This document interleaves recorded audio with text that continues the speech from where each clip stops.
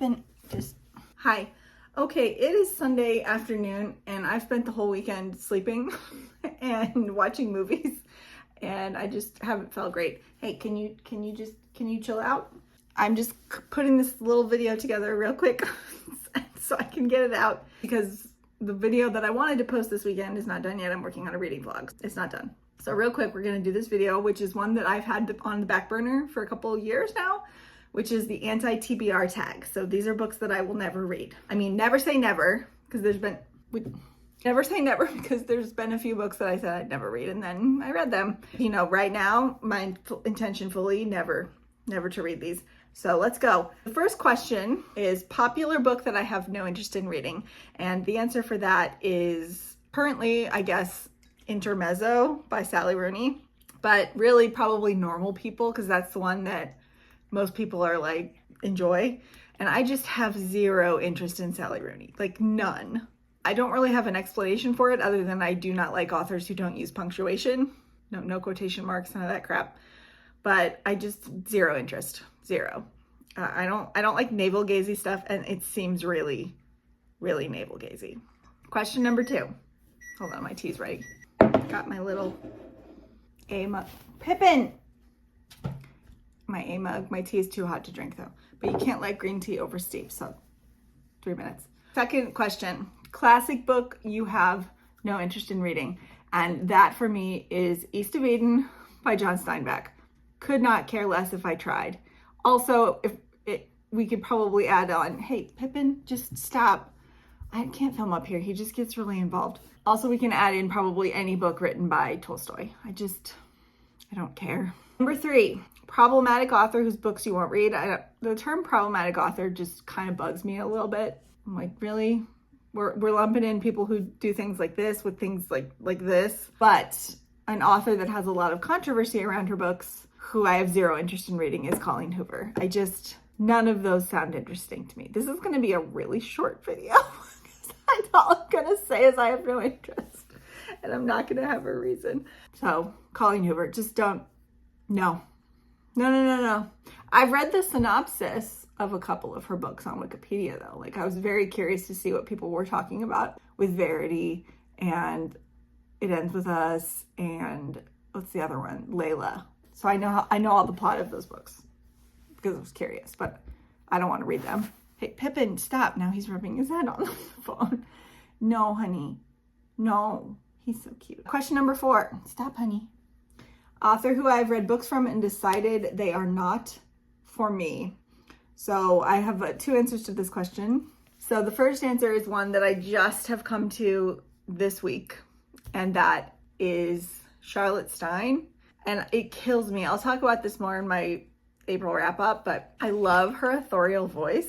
But the way that her characters act and behave and the stuff that they think about, it is not enough. It's such a confusing emotional experience to be 1 second laughing my ass off, and then 1 second, and then the very next second, I'm like rolling my eyes to the heavens because the character is acting like a dumbass.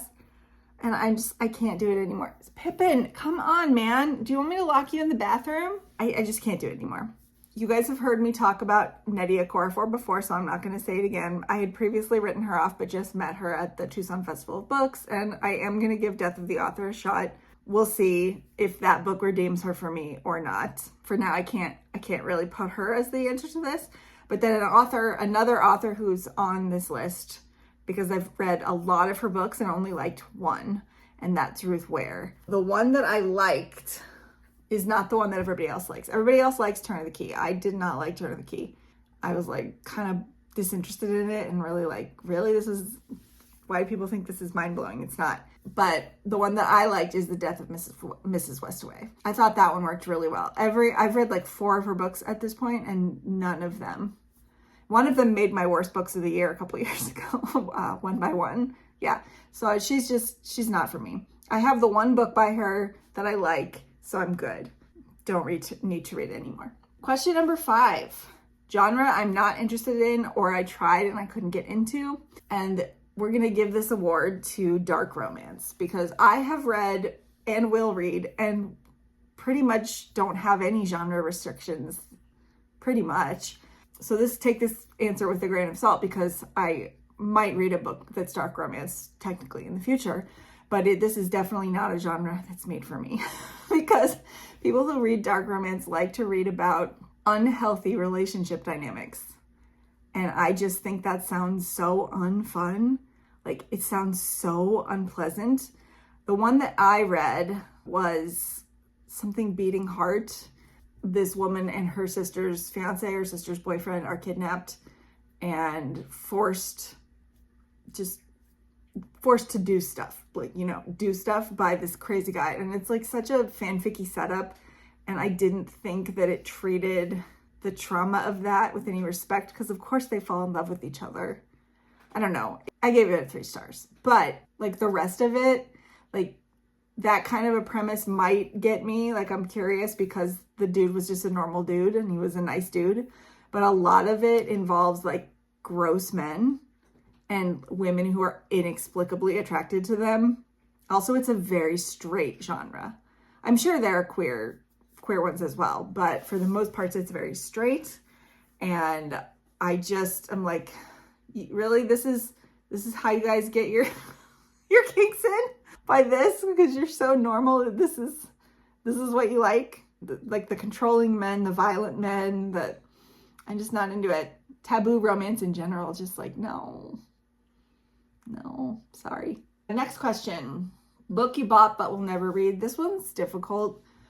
My brain is not functioning this weekend, so I just actually chose a book that I could have applied to a previous question, which is The Problematic Author. And this is like the ultimate problematic author. I guess, though, I just learned with Googling just now that the author's estate donates all of the royalties to children's charities. So you are no longer putting money in this author's hands when you do it. I mean, she's dead, but you know what I mean? Like, still, you feel weird making somebody profit off of somebody who had a really sick mind. Anyway, it's Marion Zimmer Bradley, who was a pedophile and who enabled her pedophile husband.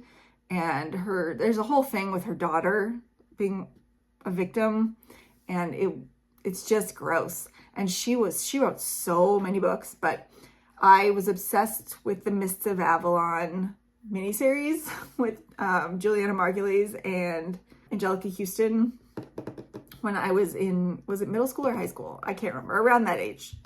And I watched it so many times. And so I bought the book at a used bookstore one time, and I had it on my shelf for over a decade.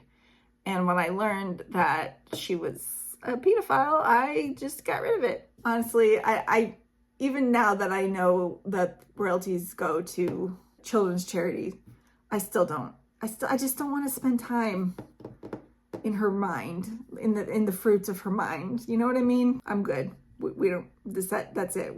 I'm good. Question number 7, series that I have no interest in reading or series that I have DNF'd. There's a lot of these. And the first one I saw when I opened up my Goodreads to try to figure out what my answer would be was Divine Rivals.